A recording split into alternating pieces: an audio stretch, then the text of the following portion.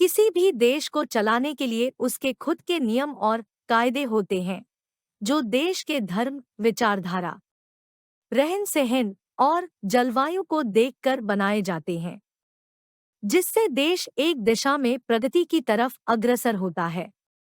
26 जनवरी आ रही है और इसी दिन यानी 26 जनवरी 1950 को भारत का संविधान देश में लागू किया था।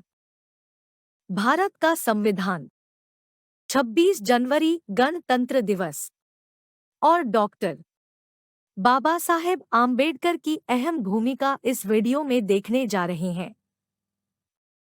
अब मैं आपको बताती हूँ कि संविधान लिखने की शुरुआत कैसी थी। जैसे ही कि यह स्पष्ट हुआ था कि अंग्रेज भारत की सत्ता देश को सौंप देंगे, वैसी ही चिंता सबसे ज्यादा यह थी कि भारत में अब अपना संविधान होना बहुत जरूरी है। संविधान की पहली बैठक डॉक्टर सच्चिदानंद की अगुवाई में हुई थी, जो कि 9 दिसंबर 1946 को ही इस सभा का अध्यक्ष पूर्व राष्ट्रपति डॉक्टर राजेंद्र प्रसाद को चुना गया। इसके बाद 13 दिसंबर 1946 को संविधान की रूपरेखा तैयार की गई, जिसे पंडित जवाहरलाल नेहरू ने सामने पढ़ा। इस संविधान में सबसे महत्वपूर्ण बात यह रखी गई थी कि अब देश में सभी राजाओं के शासन को समाप्त कर दिया जाएगा। अब भारत की प्रभुता सबको स्वीकार करनी होगी। अब 22 जनवरी 1947 को कई तरह के विरोध के बाद इस प्रस्ताव को पारित कर दिया गया। वैसे तो ये बहुत कठिन समझौता था, लेकिन सरदार वल्लभ भाई पटेल जैसे नेताओं ने सभी राजाओं को एकजुट किया और राजाओं ने कांग्रेस को अपना समर्थन दिया। 14 जुलाई 1947 को नेहरू जी ने संविधान की बैठक में देश में तिरंगा ध्वज का ऐलान किया, जिसका सभी ने तहेदिल से समर्थन किया। इसके बाद अंग्रेजों के द्वारा हुई बातचीत के आधार पर भारत पाकिस्तान का विभाजन हो गया और इतने संघर्षों के बाद 15 अगस्त 1947 को देश आज़ाद हो गया।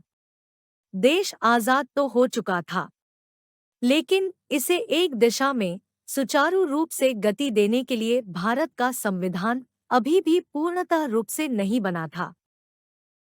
पहले संविधान का ढांचा बनाया गया था, लेकिन बहुत सारे लोगों ने इसे स्वीकार नहीं किया गया था। इसलिए एक नई कमेटी का गठन किया गया।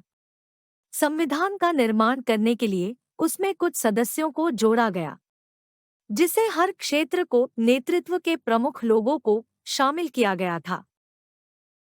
संविधान को तैयार करने में श्री नायर और 389 सदस्यों की भूमिका रही।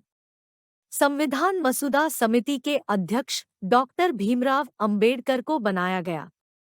सभी सदस्यों के विचार विमर्श, लड़ाई झगड़ों के साथ संविधान का प्रारूप तैयार होना शुरू हो गया, जिसकी घोषणा 9 दिसंबर 1947 को की गई। सभी सदस्यों के साथ मिलकर संविधान तैयार हुआ। इसमें कई निर्णय हुए। उसमें मातृभाषा, राष्ट्रगीत, राष्ट्रीय गान, अधिकार, न्याय, कर्तव्य आदि स्वरूप था। संविधान कब बनकर तैयार हुआ और उसे कितना समय लगा? इतनी जनसंख्या वाले देश का संविधान, जहां कई तरह के धर्म, जाति, प्रजाति के लोग पाए जाते हैं, संविधान में लिखना इतना आसान नहीं था। मसौदा समिति के अन्य कुछ सदस्य उनकी तबीयत खराब होने के कारण या किसी की मृत्यु होने के कारण संविधान निर्माण की सारी जिम्मेदारी डॉक्टर बाबा साहेब के कंधों पर आ पड़ी। डॉक्टर बाबा साहेब आम्बेडकर ने दिन रात मेहनत करके इसे पूर्ण करने का साहस भरा कार्य किया था। इसलिए बाबा साहेब को भारत के संविधान का शिल्पकार कहा जाता है। इसे लिखने में 2 वर्ष, 11 माह और 18 दिन लग गए, जिसमें 114 दिनों तक आपसी बहस हुई और 12 अधिवेशन भी पेश किए गए। 164 दिन तक मीटिंग की गई और कई बार जनता से सलाह मशविरा भी किया गया, जिसके लिए प्रेस का सहारा लिया गया।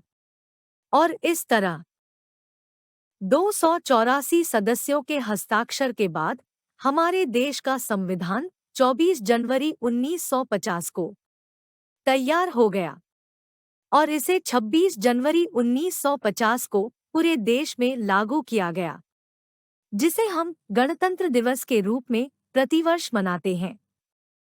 पॉइंट यह था कि संविधान 26 जनवरी को ही क्यों लागू किया गया। वैसे तो तारीखें और भी कोई हो सकती थी, लेकिन 26 जनवरी हमारे इतिहास की एक यादगार तारीख मानी जाती है, क्योंकि गणतंत्र दिवस के 30 वर्ष पहले यानी 26 जनवरी 1950 से 20 वर्ष पहले 26 जनवरी 1923 को भारत में पूर्ण स्वराज का संकल्प लेकर कांग्रेस ने इसी दिन को स्वतंत्रता दिवस घोषित कर दिया था, जिसके बाद 15 अगस्त 1947 को भारत को स्वतंत्रता मिली और 26 जनवरी 1950 को भारत का संविधान घोषित किया गया। इस तरह 26 जनवरी का महत्व हमारे इतिहास में पहुंच जाता है। आपको भारत के संविधान का बहुत छोटा सा एक सच भी बता देती हूं कि भारत का संविधान 2016 तक 101 बार संशोधित किया जा चुका है। इस प्रकार इस संविधान में 448 अनुच्छेद, एक संविधान उद्देशिका, 12 अनुसूचित जातियां एवं 5 अन्य भी शामिल है। इसमें अंतिम संशोधन जीएसटी को लेकर किया गया था।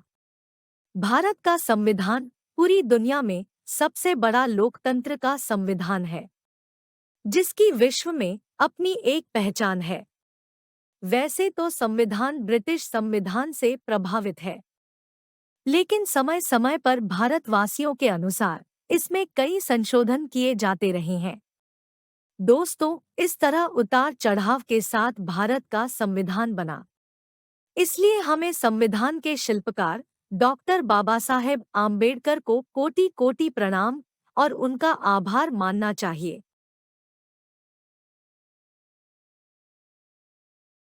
Please like, share and subscribe video.